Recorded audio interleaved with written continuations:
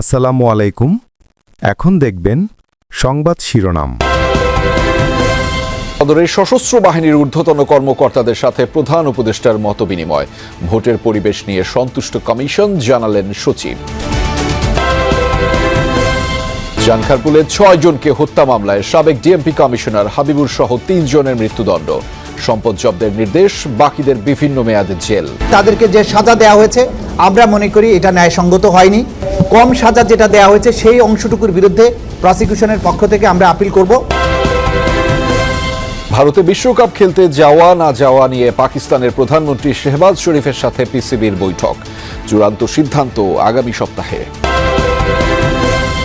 এদিকে দেশের অভ্যন্তরে পোস্টাল ব্যালট পাঠানো শুরু হয়েছে। কোনো দলের চাপে ব্যালটে পরিবর্তন আনা হয়নি বলেও জানান ইসি সচিব। তিনি বলেন, প্রবাসীরা আচরণবিধি লঙ্ঘন করলে সেই দায় ব্যক্তির। যদি বিদেশে থেকে আচরণবিধি লঙ্ঘন করি, আমি একজনের পক্ষে প্রচারণা করলাম, সেটা তো প্রচারণাটা একটা জিনিস আর আচরণবিধি ভঙ্গ করা একটা জিনিস। যে আচরণবিধির ভঙ্গটা হচ্ছে ব্যক্তির পর্যায়ে। পোস্টাল ব্যালট গণনার কারণে ফলাফল ঘোষণায় সময় লাগবে বলে জানান ইসি সচিব। Those were removed. সংসদ নির্বাচন ও গণভোট উপলক্ষে সেনা সদরের সশস্ত্র বাহিনীর ঊর্ধ্বতন কর্মকর্তাদের সাথে মতবিনিময় করেছেন প্রধান উপদেষ্টা ডক্টর মোহাম্মদ ইউনুস।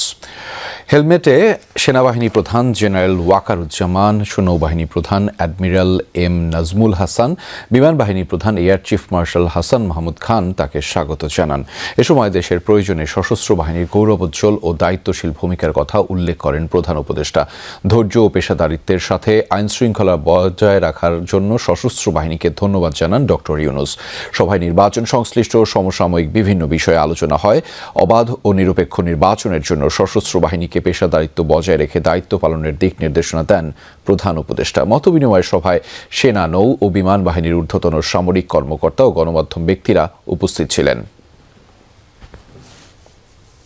জুলাই গণ অভ্যুত্থানে জানখারপুলে ৬ জনকে হত্যা মামলায় ডিএমপির সাবেক কমিশনার হাবিবুর রহমান সহ ৩ পুলিশ কর্মকর্তাকে মৃত্যুদণ্ড দিয়েছেন ট্রাইব্যুনাল।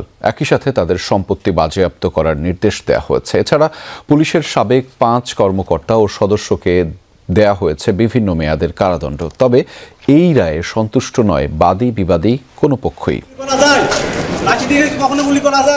সোমবার সকাল 10টা কড়া নিরাপত্তায় ট্রাইব্যুনালে হাজির করা হয় চানখারপুলের শাহরিয়ার খান আনাস, জুনাইদ সহ ৬ জনকে হত্যা মামলার ৪ আসামিকে।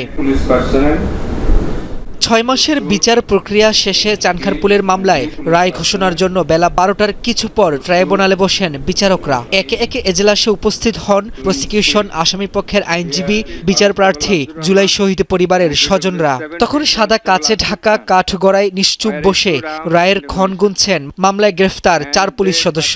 অনুপস্থিত ডিএমপির সাবেক কমিশনার হাবিবুর রহমান সহ মামলার শীর্ষ ৪ পুলিশ কর্মকর্তা। সংক্ষিপ্ত রায় পড়া শুরু করেন ট্রাইব্যুনাল ১-এর চেয়ারম্যান গোলাম মর্তুজা মজুমদার। এজলাসে তখন পিনপতন নীরবতা। সরাসরি সম্প্রচারে বাংলাদেশ টেলিভিশনের স্ক্রিনের দিকে চোখ সারা দেশের মানুষের। রায়ের শুরুতেই শহীদ শাহরিয়ার খান আনাস সহ ৬ জনকে হত্যার নির্মম বর্ণনা তুলে ধরেন বিচারক। উপস্থিত সকলকে পড়ে শোনান কিভাবে ৫ আগস্টের দিন মুক্তিকামী নিরস্ত্র ছাত্র জনতার উপর নির্বিচারে গুলি চালানো হয়। অভিযোগ পড়া শেষে সাজা ঘোষণা করেন ট্রাইব্যুনাল। চানখারপুলের হত্যায় সকল আসামি জড়িত ছিলেন বলে প্রমাণিত হয়। মামলার প্রধান ৩ আসামি যাদের নির্দেশে হত্যাযজ্ঞ হয়েছে, ডিএমপির সাবেক কমিশনার হাবিবুর রহমান, যুগ্ম কমিশনার সুদীপ কুমার চক্রবর্তী ও রমনার এডিসি শাহ আলম মোহাম্মদ আখতারুলকে দেয়া হয় মৃত্যুদণ্ড। এছাড়া রমনার সহকারী কমিশনার ইমরুলকে ৬ বছর, শাহবাগ থানার সাবেক ওসি আরশাদ হোসেনকে ৫ বছর ও ৩ কনস্টেবল সুজন, ইমাজ, নাসিরুলকে দেয়া হয় ৩ বছরের কারাদণ্ড। রায়ের পর্যবেক্ষণে ট্রাইব্যুনাল বলেন, শীর্ষ ৩ আসামির দায়িত্ব ছিল হত্যাকাণ্ড বন্ধ করা, কিন্তু তারা তা না করে বরং মারণাস্ত্র ব্যবহার করে হত্যার নির্দেশনা দিয়েছেন। কনস্টেবল সুজন হত্যাকাণ্ডে জড়িত থাকার পরও সুজন সহ ৫ আসামিকে সাজা কম দেয় অসন্তোষ প্রকাশ করেন প্রসিকিউশন। কম সাজা যেটা দেওয়া হয়েছে সেই অংশটুকুর বিরুদ্ধে প্রসিকিউশনের পক্ষ থেকে আমরা আপিল করব। সন্তানের যে খুনি, তার ভিডিও ফুটেজ থাকা সত্ত্বেও তাকে 3 বছরের যদি কারাদণ্ড দেয়া হয়, সেটা কি আসলেই যৌক্তিক? আলোচিত এই হত্যা মামলার রায়ের বিরুদ্ধে আপিল করার কথা জানিয়েছেন আসামিপক্ষের আইনজীবীরা। আমরা যেহেতু সংক্ষুব্ধ, আমরা এই বিষয়ে অবশ্যই উচ্চ আদালতে আমরা আপিলে যাব। চানখারপুলের এই মামলায় মৃত্যুদণ্ডপ্রাপ্ত 3 আসামির সকল সম্পত্তি বাজেয়াপ্ত করার নির্দেশ দেন ট্রাইব্যুনাল 1-এর বিচারিক প্যানেল। চানখারপুলের হত্যাযজ্ঞের মামলার রায় ঘোষণা হলো ঘটনার প্রায় 1.5 বছর পর। যদিও ট্রাইব্যুনালের এটি দ্বিতীয় রায়। এখন দেখার বিষয় মামলার শীর্ষ 4 আসামি পলাতক থাকায় তাদের সাজা কবে কার্যকর হয়। রায়ের পূর্ণাঙ্গ অনুলিপি প্রকাশ হলে আসামিদের সাজার বিরুদ্ধে আপিল বিভাগের দুয়ার খোলা থাকছে। রাজধানীতে জমজমাট পঞ্চম দিনের নির্বাচনী প্রচারণা। সকাল থেকে বিভিন্ন পাড়া মহল্লায় গণসংযোগে নামেন বিএনপির প্রার্থীরা। তুলে ধরেন স্থানীয় সমস্যা চিহ্নিত করে তা সমাধানের পরিকল্পনা। সেই সাথে দেন নানান প্রতিশ্রুতিও।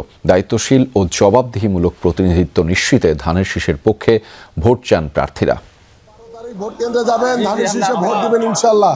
রাজধানীর মিরপুরে সকাল থেকে গণসংযোগ করেন বিএনপি মনোনীত ঢাকা 16 আসনের প্রার্থী আমিনুল হক।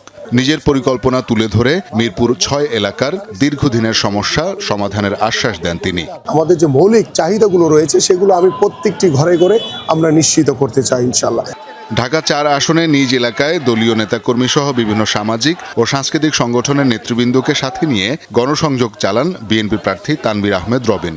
আমি যে 20টি অঙ্গীকার করেছি সেখানে বিস্তারিতভাবেই লেখা আছে যে আমি খাল উদ্ধার করতে চাই, আমি সরকারি খাস জমি উদ্ধার করতে চাই। এগুলো একেবারে স্পষ্টভাবেই আছে। ঢাকা 8 আসনে গণসংযোগ করেন মির্জা আব্বাস। এলাকাবাসীর সমস্যা সমাধানের আশ্বাস দেন তিনি। তার পক্ষে প্রচারণায় অংশ নেন স্ত্রী আফরোজা আব্বাসও। জাতীয়তাবাদী দল বিএনপি ধানের শীষ প্রতীক নিয়ে ক্ষমতায় আসতে পারে, ইনশাল্লাহ জনগণের এই সব সুবিধা অসুবিধাগুলো দেখবে। সাবেক প্রধানমন্ত্রী বেগম খালেদা জিয়ার রুহের মাগফিরাত কামনায় আয়োজিত দোয়া মাহফিলে অংশ নেন ঢাকা 11 আসনে বিএনপির প্রার্থী MA কাইয়ুম। চালান গণসংযোগও। বয়স্ক ভাতা, বিধবা ভাতা, কৃষক ভাতা, স্বাস্থ্য সেবার কার্ড এগুলি সব ফ্রি পাবে। মেয়েদেরকে ইন্টারমিডিয়েট পর্যন্ত লেখাপড়া ফ্রি। ঢাকা 9 আসনে ধানের শীষের প্রার্থী হাবিবুর রশিদ হাবিব নির্বাচনী প্রচারণা চালান সংসদীয় আসনের বিভিন্ন এলাকায়। আমার সন্তানদের যদি যতটুকু করব, শহীদ পরিবারের তাদেরকেও আমি আপনাদের পাশে থাকব। আমার সর্বোচ্চ কিছু দিয়ে আপনাদের পাশে থাকব। আপনারা আমার জন্য দোয়া করবেন। গাবতলীতে মেডিকেল ক্যাম্পে অংশ নিয়ে সবার জন্য স্বাস্থ্যসেবা নিশ্চিতের পরিকল্পনা তুলে ধরেন ঢাকা 14 আসনের বিএনপির প্রার্থী সানজিদা ইসলাম তুলি। হাইকোর্টের আদেশে মনোনয়ন ফিরে পাওয়ার পর কুমিল্লা 10 আসনে ধানের শীষের প্রার্থী মোবাশ্বের আলম ভূঁইয়াকে প্রতীক বরাদ্দ দিয়েছেন রিটার্নিং কর্মকর্তা।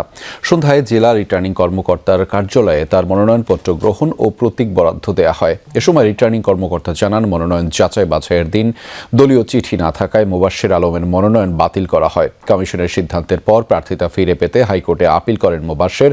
সেই আবেদনের শুনানি শেষে আদালত তার মনোনয়নপত্র গ্রহণ ও প্রতীক বরাদ্দের আদেশ দেন। এদিকে একই আসনে দলীয় মনোনয়ন পাওয়া আব্দুল গফুর ভূঁইয়ার বিরুদ্ধে তথ্য গোপন করার অভিযোগে আদালতে রিট করেন এক প্রার্থী। এরপর আদালত গফুর ভূঁইয়ার মনোনয়ন বাতিল ঘোষণা করে। সেই রায় এখনো বহাল রয়েছে।